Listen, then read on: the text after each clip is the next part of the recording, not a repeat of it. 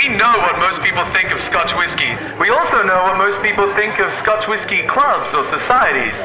My name's Dean Callan, Global Brand Ambassador for Monkey Shoulder, and I'd like to introduce you to the Monkey Shoulder Social Club.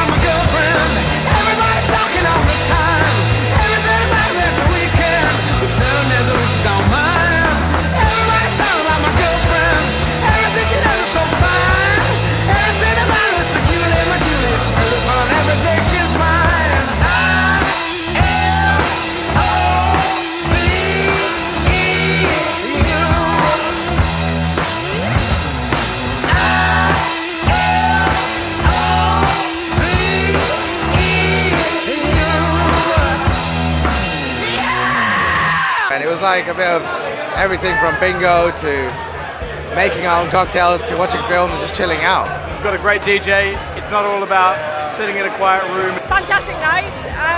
Had a lot of these, so apologies for the slurring.